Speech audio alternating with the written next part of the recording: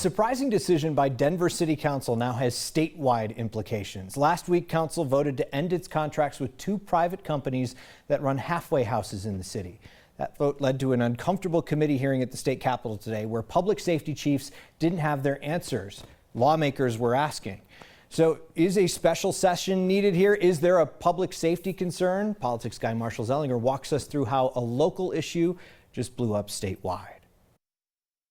What is a halfway house? Denver City Council voted to end the halfway house contracts with two private companies last week, Geo and Core Civic. Together, those companies house 500 plus people. How did they get there? They're either transitioning from prison back into the community, or a judge sentenced them directly to the halfway house. According to the head of the Colorado Department of Corrections, 60% of prisoners get released straight out of prison when their sentence is done. About 40% get out of prison a little earlier and transition into a halfway house. What does that mean? Let's let the executive director of the Department of Corrections explain. It does allow an opportunity for someone to get a job, to go to their work, and then come back to the community corrections facility at night. So it is intended as a step-down option back to the community. When Denver City Council canceled its contracts with the Denver halfway houses, that put the fate of more than 500 people in question. Will they be sent back to state prison or Denver County Jail? Will they be released earlier than they should be? What started as a Denver City Council decision is now rippling into a statewide concern. So that brings us to today's committee hearing at the Capitol. Lawmakers wanting to know how the state needs to respond to this and if it could cause a special session to find some new money for prisoners they weren't expecting. Marshall continues our coverage.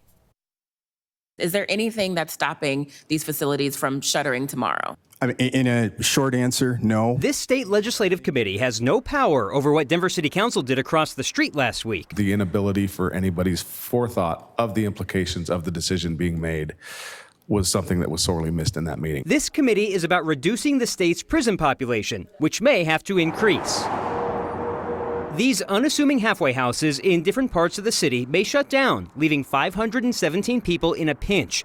They might have to go back to prison. In the short term, there's just really no way to handle that inmate population coming back to us. Currently, those transitioning in these halfway houses are not going anywhere. The companies are still operating, for now. But with the uncertainty, these public safety chiefs are concerned about public safety. If clients were to feel as if it was going to be an abrupt shutdown, they'd rather take their chances and walk away than go back to prison. Part of community corrections is getting them assistance for mental health issues, dependency issues. We want to get those individuals the help they need and deserve. Some of them commit crimes because they have mental health issues, not because they're criminals. This hearing heard about the impact on prisons, the prisoners, and the safety in the city of Denver. Until this moment. I haven't heard any of you mention the impact on the victims of the offenders in these two facilities. What do you anticipate is the impact specifically around notification and safety planning? Who would like to take that? All right. It's interesting being part of a meeting where you're not the one asking the tough questions. You're watching the tough questions being asked. Those public safety chiefs have been invited back to that same state legislative committee in 2 weeks to provide answers to some of those questions that they didn't even have the answers for right now. But really, this goes back to Denver City Council, Steve, and Denver City Council will have to work with the city of Denver to figure out what the next step is, whether they're going to try to figure out a new contract with these private companies or try to find new places to transition inmates before they come back to the community. How did they even work on this without a contract in place? We were asking Troy Riggs about that after that hearing, and apparently the contract had expired at the end of June, so they were already working without a contract, and then it just got quashed by City Council. There's no handshake agreement. They just continue to do the work, and I believe they're going to get paid out of the Department of Corrections fund, or money that comes from the Department of Corrections and not from the city of Denver. So that's an interesting question that I haven't wrapped my head fully around, but they're still getting paid, the contractors, that the Denver City Council said, we don't want to do business with you anymore. Still a lot to sort out with this. Marshall, thank you. So, shocker here. Denver International Airport is denying a claim by the developer of the Great Hall project that concrete inside the airport is weak. Great Hall Partners, the developer, filed a compensation claim with the airport last month. They want to add, or they want more money and they want more time to complete this project because of what they call weak concrete on level 5 of the terminal. Though we don't know how much money and we don't know how much time because the developer will not let the airport make that claim public. Great Hall Partners is now requesting a formal process to dispute that claim. The debate over the future of Tom's Diner has a lot of people in our city weighing property rights over the character of a community. The owner of the diner submitted an application to demolish his building, and the community members filed an application for historic landmark status. It has a lot of people raising questions about the whole historical landmark process. And now the city council is looking at making some changes. If you don't already know the story of Tom's Diner, here it is briefly. After 20 years, Tom Messina planned to retire and sell his valuable property on Colfax to fund his retirement. But when he applied for a permit to demolish the building, someone stood up and requested historic status for it. That's how the process works in Denver. Once you file for a demolition permit and the city deems your property may have historical significance, people in the community have 21 days to request the landmark status. If at least one person does, the process is paused for an extra week. So essentially the city has 28 days to decide. But council is looking at changing that because of cases like Tom's. What we're proposing is that instead of extending it to 28 days, it would be extended to a total of 60 days. And that 60 days would provide that opportunity for some collaboration. Kara Hahn is a city planner with Denver Landmark Preservation. Her team is suggesting these changes. First, they suggest that instead of one person, 3 people should have to submit their intent to seek historic preservation status for a building. Once they do, the time should be extended to 60 days, which would include a mandatory meeting between the owner of the building and the people who want to save it. The goal, see if they can come to an agreement that wouldn't need a historic designation. Our intent was to weigh both property rights and community needs to come together with something that was a collaborative approach. So Hahn's task force is also suggesting a new criteria for preservation. Among architecture and history, they want to add cultural significance. Believe it or not, the city was looking at this long before the Tom's Diner situation. Things just kind of fell into place this way. Council is going to be briefed on that proposal tomorrow and will likely act on them in September. An assistant fire chief at South Metro wanted to make sure the people joining his firefighting family would have a better chance of avoiding cancer. So Chief Troy Jackson has been very open about his own battle and that his cancer is terminal. And now it's spread to the point Chief Jackson says it's time to step down. His colleagues said, you never guess what's going on when you talk to him, which is exactly the way he was when he was featured in a Storytellers segment last year. Now, happy, joking, some great perspective. He worked on new protocols like washing off right after a fire and changing out of dirty gear right away to stop carcinogens from smoke and exhaust from trucks from settling into the firefighter's skin. 14 other South Metro firefighters are also fighting cancer. Chief Jackson, who oversees operations, is working on figuring out when his last day will be. The Brighton City Clerk's office says a petition to recall the city's mayor has enough valid signatures to put it up to the voters. The petition to recall Mayor Ken Kreitzer accuses him of overcharging Brighton residents for water and then firing the city manager to cover it up. He denies that, says the firing was a personnel issue. The city clerk's office says anyone against the recall has until August 20th to file an official protest against the petition. If no one contests it, the recall will go before voters in November. Let's play a game. It's called Name a Colorado Democrat running for U.S. Senate. Perhaps you just said Mike Johnston or Andrew Romanoff, Alice Madden, Dan Baer, John Walsh. There's a good chance some of you even said John Hickenlooper. No, he's still not running. How many of you said Stephanie Rose Spalding? Spalding is the focus of this attacked billboard near the Denver-Aurora border on Parker Road and Iliff. Now, she ran for Congress in Southern Colorado last year and lost to 7-term Republican Doug Lamborn. The NRSC, the National Republican Senatorial Committee, is focusing on Spalding as too liberal and not Johnson or Romanoff or Madden or any of the other candidates you might have named first. So why did they choose Spalding? According to the NRSC, because she is too liberal for Colorado. We should point out the NRSC is also running these billboards in other states with competitive Democratic primaries like Georgia, North Carolina, and Maine. She's 82 years young and still looking for an adventure. She found one on one of Colorado's rivers. Teenagers in Denver gave us a glimpse into their lives after one of the deadliest attacks against Latinos. Adults in their community know a similar fear and worry. I think a lot about the students that I taught, all of whom were Latino. And I think about like what it means for me to set an example for them. They share their lives with us next.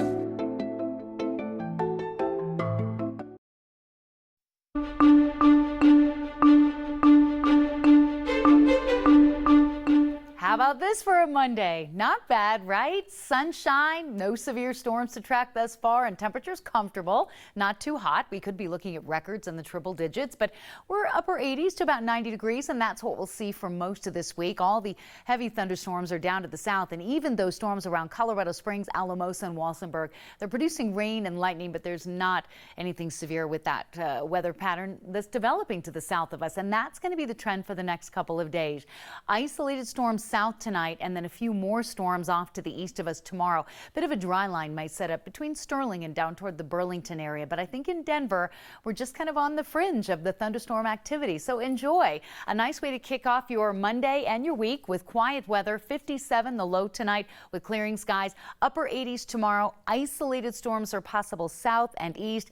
Better chance of storms Friday into Saturday, but even then not overly impressive. Just a nice quiet summer week of weather, so we'll enjoy it.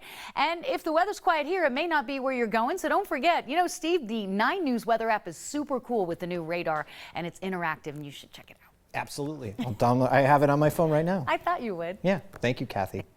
People are spending a whole lot of money in Colorado. Travel spending reached a new high in 2018, according to a new report obtained by 9 Wants to Know. So Kyle says you'll probably only need one guess on where most of that money was spent. The Colorado Tourism Office says the $22 billion in travel spending was about a 7% increase over 2017. Half that money was spent on overnight stays in the Denver metro area. About a quarter of the money came from trips to the high country. The Tourism Office figures that travel spending supports more than 174,000 jobs in our state and brings in more than $1 billion in taxes. 61% of the tourism-generated taxes goes to local governments. If that money disappeared, and taxes had to be raised to make up the difference, it would cost the average family in Colorado $806 a year. Any agency or company that advertised travel helped increase travel spending in Colorado in 2018. That's local government agencies, hotels, ski resorts. But the state tourism office did spend the most, $8 million last year to market the state nationally. Over the years, they've changed their strategy from marketing certain areas to targeting more high-spending travelers. It's been a week since one of the deadliest attacks against Latinos. The shooting has left fear that children and adults share. There's a lot of anxiety, but they still want to share hope. I've been very pleasantly surprised to see how many members of my family are really listening and really doing their best to make the world a better place around us. That's next.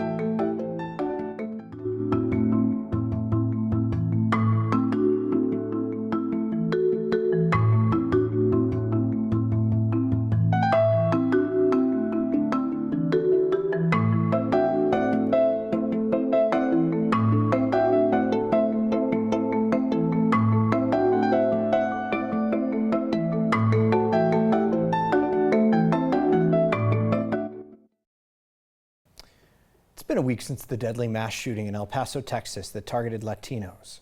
But the fear left in the Latino community after that shooting is still there. We recently heard from young folks, teenagers whose lives have changed because of the violence aimed toward them. But the impact spreads across generations. Adults who are teachers, friends, and parents share how they feel. My name's Marissa, and I live here in Denver. My name is Gerardo Munoz. I'm a public school teacher in the city of Denver. I teach high school social studies. My name's Cecia Guadarrama Trejo, and I'm a housing organizer with 9 to 5 Colorado. How do you feel in public? After the shooting that happened in El Paso, I've definitely have felt more concerned about the spaces I'm in. It's scary sometimes when you're just out in public feeling really exposed. I think that just the climate around us where you feel like literally anything could happen at any time, it's a little scary. So there's a lot of anxiety going out in public for me. Do you avoid doing or saying certain things because of the current culture? I think a lot about the students that I taught, all of whom were Latino. And I think about like what it means for me to set an example for them and what it means for me to show up. Has there been an instance where you felt someone has looked at you differently? Yeah. So most of the time, it's just a matter of the tone of voice people use with you. You know, I took a road trip recently and I had to stop at a gas station, and I do think that I was kind of looked at like, you know, you're an outsider, you're not from here. And if I'm with my family or with friends, it's usually not that much of an issue. But when I'm out on my own, I feel like there's a certain tone of voice people use with me, some impatience, some sort of condescension that I get. I felt that sense of just, you know, being looked at as othered and was not comfortable. Do you feel differently because of the current culture and rhetoric toward the Latino community? It's super surprising to hear this rhetoric in 2019. It's one thing in 1848. I think if you're a Latino, I think if you're an immigrant, there has always been a fear that who we are and what we represent to a lot of people is something that naturally incites some hatred towards us. Do you talk to your family about any of this, and how? Definitely we do. I have, you know, younger siblings and a lot of youth that's in my home. And so I think, you know, with my siblings, they just ask a lot of questions, and I try to be as direct and honest as I can. I talk to my family quite a bit about what happened in El Paso. I grew up really close to El Paso, just 5 hours away from the US-Mexico border. We are able to say our love for each other transcends anything that's happening in our political views. And so I've been very pleasantly surprised to see how many members of my family are really listening and really doing their best to make the world a better place around us. I feel like that's what we all should be doing at this point. The conversation doesn't end here. You can hear more of their conversation on the Next YouTube channel.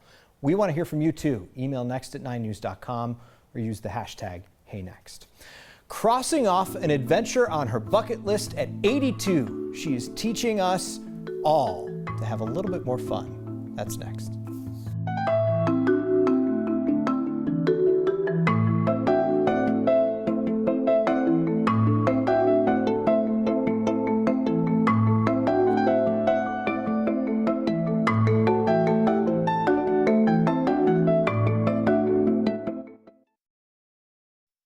So we all have a bucket list, right? For one Longmont woman, whitewater rafting was something that she had always wanted to do. And this weekend, 82-year-old Deanna Maxwell crossed the item off her list. Deanna jumped into a raft with her daughter and her daughter's fiance and took part in one of Colorado's most extreme sports. They rushed down the Arkansas River through Bighorn Sheep Canyon on a 2-hour ride. I know a lot of people that were standing around. I mean, they were all anywhere from teenagers to early 30, I guess. I was getting these looks from people like, really? She's going to do this? I wasn't all that nervous, but like I said, when I could see these big ones coming, it was pretty hairy for a while, but it was fun. And you know, I'd do it again. It was fun. So it's easy to tell that Deanna's not slowing down anytime soon. She says when she turns 90 years old, she's going to go skydiving, no matter what her doctor tells her. Some feedback now. Trey in Denver wanted to know about the rules with bikes, or with scooters and sidewalks. So they're very strange in Denver right now. Basically, if it's 30 miles an hour or less on the street, you can ride in the street. If not, you can ride on the sidewalk. They're hoping to clear that up. See you next time.